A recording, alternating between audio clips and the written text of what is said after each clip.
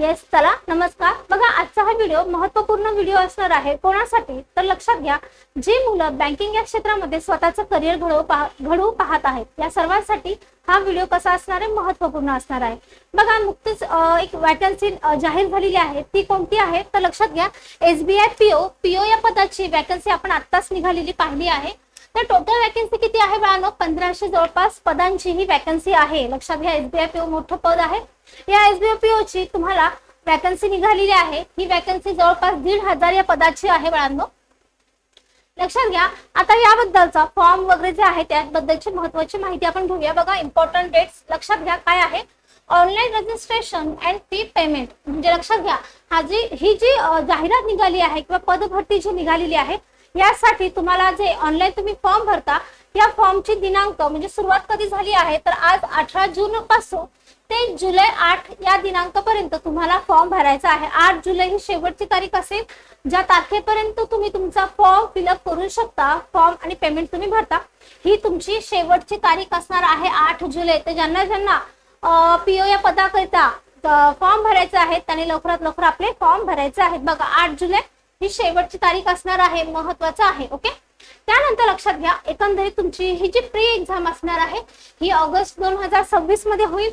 Men's exam ही तुमची September 2026 मध्ये होईल.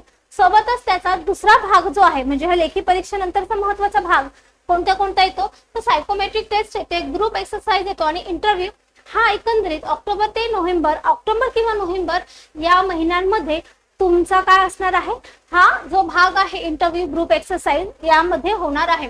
तर लक्षात घ्या, प्री जवळपास कधी होणार आहे, लगेच जुलै नंतर ऑगस्ट महिन्यामध्ये तुमची प्री, सप्टेंबर मध्ये तुमची मेन्स असेल आणि नंतर नोव्हेंबर ते ऑक्टोबर या काळामध्ये तुमचं ग्रुप डिस्कशन एक्सरसाइज किंवा मग इंटरव्ह्यू असणार आहे. क्लिअर.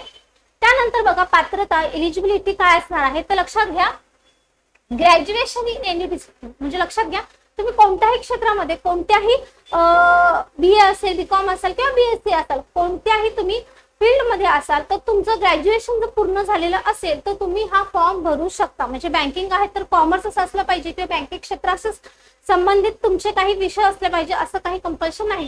तुम्ही BA असो किंवा BSc असो किंवा BCom असो, तुम्ही जर ग्रॅज्युएशन जर कम्प्लीट असेल तर तुम्ही हा फॉर्म भरू शकता. ओके, एज लिमिट किती असेल, वय पात्रता किती असेल तर लक्षात घ्या, 21 वय ते 30 वर्ष हे तुमचं एज लिमिट असणार आहे.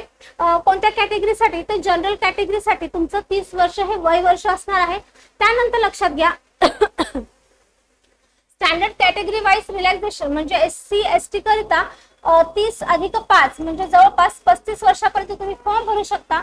आणि जर तुम्ही ओपन कॅटेगरी मध्ये असाल तर 30+3 म्हणजे तुम्ही 33 वर्षापर्यंत फॉर्म भरू शकता. हे लक्षात घ्या.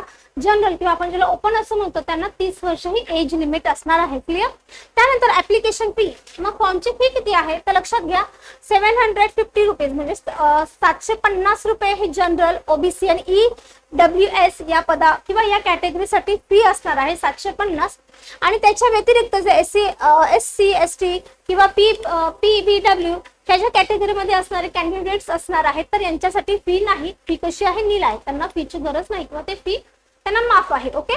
त्यानंतर मग पीओ या पदाकरिता एवढं मोठं पद आहे तर या पीओ या पदाचा पगार किती असतो तर लक्षात घ्या, तुमचा बेसिक पे असणार आहे 56,480 ते तुमचा 80 ते 82 हजारापर्यंत तुमचा पर मंथ असणार आहे बाळांनो, पगार असणार आहे. क्लिअर. सोबतच तुम्हाला भत्ते वगैरे सुद्धा असतात, अलाउन्सेस वगैरे सुद्धा असतात. क्लिअर. नेक्स्ट बघा, आता सिलेक्शन प्रोसेस. मग आता ही जी परीक्षा आहे किती टप्प्यात होते, कोणते टप्पे आहेत तर लक्षात घ्या, सिलेक्शन प्रोसेस काय असणार आहे. प्री एक्झाम असणार आहे. बघा, सगळ्यात महत्वाचं म्हणजे प्री एक्झाम असणार आहे. ही जी प्री एक्झाम असणार आहे 100 मार्काचे तुमचे ऑब्जेक्टिव्ह क्वेश्चन असतील, MCQs असतील, ऑनलाईन पेपर असतो की नाही, MCQs टाइपचे क्वेश्चन असतील. याच्यामध्ये कोणते विषय असतील तर इंग्रजी असेल, क्वांट असेल आणि रिझनिंग असेल. अशा पद्धतीचे हे 100 मार्काचे हा पेपर असणार आहे. 1 तास 60 मिनिटं म्हणजे 1 तासाचा हा पेपर 100 मार्काचा असणार आहे. यामध्ये इंग्रजी असेल 30 मार्काचं, क्वांट असेल 35 आणि रिझनिंग सुद्धा 35, असा एकंदरीत 100 मार्काचा पेपर होती.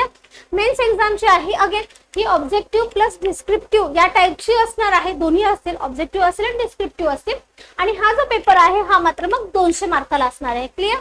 आणि येस, त्यानंतरचा तिसरा जो टप्पा आहे तो बघा सायकोमेट्रिक टेस्ट, म्हणजे तुमची प्रोफाईल बेसिसवर जो का तुमचा इंटरव्ह्यूचा फेज असेल ही एक टेस्ट असेल, त्यानंतर सोबतच लगेचच तुम्हाला ग्रुप डिस्कशन आणि इंटरव्ह्यू अशा पद्धतीचे यांना 50 मार्काचं म्हणजे एकूण या 3 टप्प्यामध्ये तुमचे काय असणार आहे, पेपर असणार आहे किंवा पदाचं सिलेक्शन प्रोसेस असणार आहे. क्लिअर?